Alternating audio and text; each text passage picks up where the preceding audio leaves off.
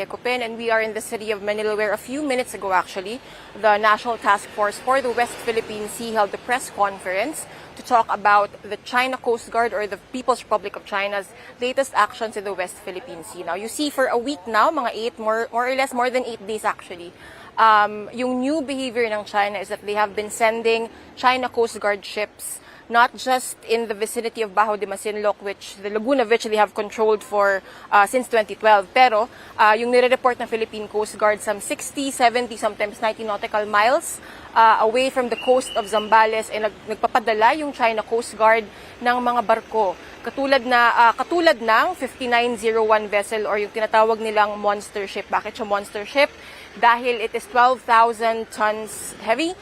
This is quite a weird size, or a notable size for a Coast Guard ship, kasi normally you want smaller vessels to serve as your Coast Guard vessels. Now, the Philippine Coast Guard has been reporting this since early this year. Yun nga, parang yung monster ship na ito, umalis na, bumalik ulit. Last, it is again mga 70 nautical miles away from the coastline of the Philippines. What has the Philippines been doing? Well, the Philippine Coast Guard primarily has been tasked to monitor the movements of the China Coast Guard vessels 70 nautical miles off the coast of Zambales. Yung pagka-describe ng movement daw nito, erratic, minsan umaakyat, minsan to the right, to the left. The point being lang, hindi innocent passage or hindi siya contiguous. Kasi pwede namang dumaan yung kahit anong foreign vessel sa EEZ or sa Exclusive Economic Zone ng Philippines, pero kailangan tuloy-tuloy ito. Like, it shouldn't stop, it shouldn't be patrolling or roving the area, and that is not the behavior the Philippine Coast Guard has been reporting that the CCG, or the China Coast Guard, has been doing. The Navy has also been sending aerial assets to monitor again what the China Coast Guard ship has been doing. Yung PCG na nagpadala na ng mga barko to radio challenge or to issue radio challenges against the China Coast Guard. Yung isa pang hinighlight ni PCG spokesperson for the West Philippine CJ Tariela is that China mismo nagsabi na kaya andun daw yung barko nila is to perform law enforcement operations in an area that is part of the Philippines Exclusive Economic Zone, or where we have sovereign rights dapat.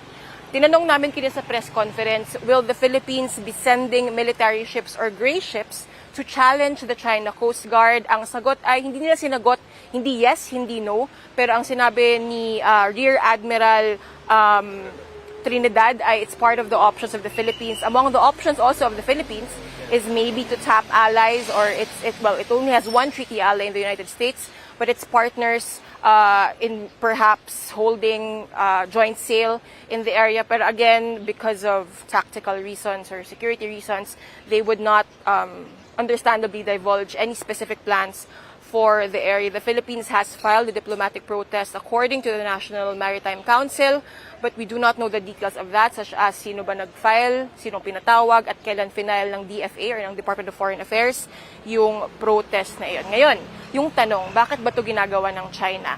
Kasi nababalitaan natin for many years na, diba, na yung incursions ng China sa West Philippine Sea, when we say incursions, yun nga, kunwari sa Ayungin Shoal, sa Second Thomas Shoal, they try to stop, or they have stopped in the past, mga resupply missions to the BRP Sierra Madre. In Scarborough Shoal, which the lagoon of which they have controlled since 2012, they try to drive away Filipino fisherfolk. They also drive away even the Philippine Coast Guard vessels. They challenge Philippine ships that fly over Scarborough Shoal.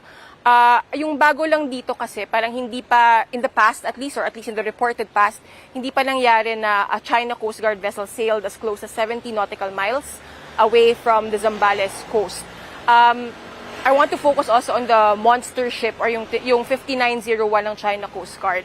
Now again, experts are in agreement that there is no good reason for a Coast Guard to own a ship or to operate a ship that humongous, such as 5901, because the point of the ship, according to them, is simply to intimidate. And that's also one of the things that Assistant Director General Jonathan Malaya of the National Security Council pointed out. They condemned, or the Philippines has condemned China for its new intimidation tactics, specifically directed towards fisherfolk, who again are among the poorest in the Philippines and who just rely on fishing for their livelihoods. Pero we ask them to take, or to push the question further. Why is China doing this?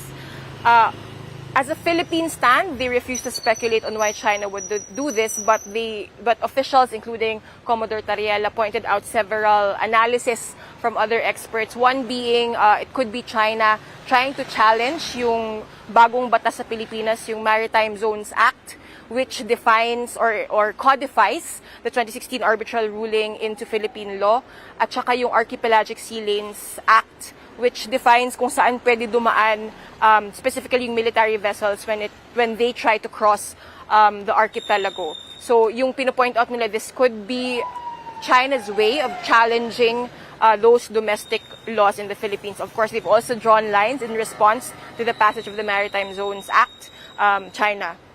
Talking about China and Scarborough Shoal. There is also speculation this could be related, or this could be China's attempt maybe to challenge or to push harder as the U.S. prepares to transition from President Joe Biden to returning President Donald Trump.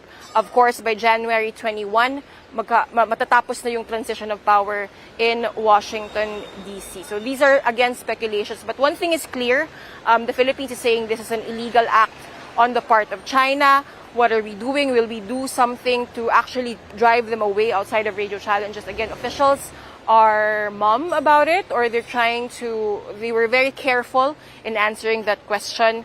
Again, perhaps not to preempt any military or maritime action of the Philippines in the West Philippine Sea, in that area close to Zambales.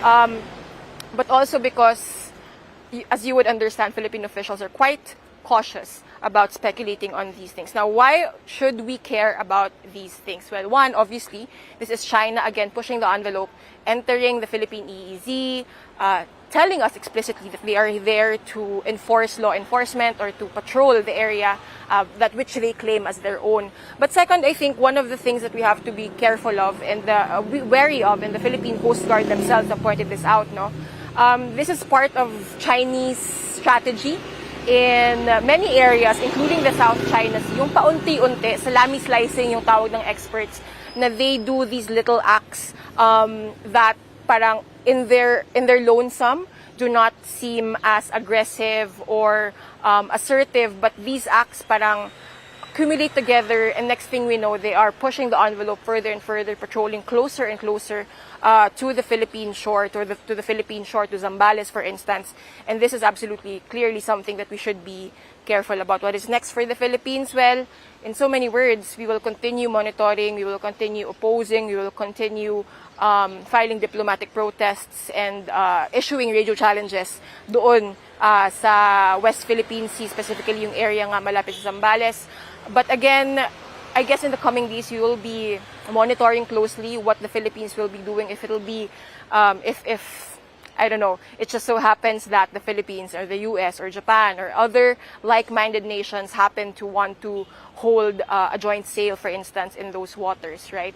Again, this is the Philippines saying na unacceptable ito, but I guess the question on everyone's mind, including the reporters who attended the press conference earlier, is while we know and while we accept that, yes, this is unacceptable for the Philippines, what will Manila be doing next? Now, if you want more updates on the West Philippine Sea, what the Philippines is trying to do, what China is doing in the West Philippine Sea, please download the Rappler app and subscribe to the Security and Global Affairs channel. I'm there. Other Rappler editors and thought leaders are also there. You can discuss with us. You can criticize the Philippine government's actions. And also, if you want to ask questions, not just to me or to experts in Rappler, but also if you have questions about the Philippine government strategy in the West Philippine Sea, we'll be glad to answer those questions and pick your brain there. Again, this has been Bea Cupin. You have been watching Rappler. I've been talking about the National Task Force for the West Philippine Sea's press conference on China's latest actions off the coast of Zambales in the West Philippine Sea. Thank you for watching.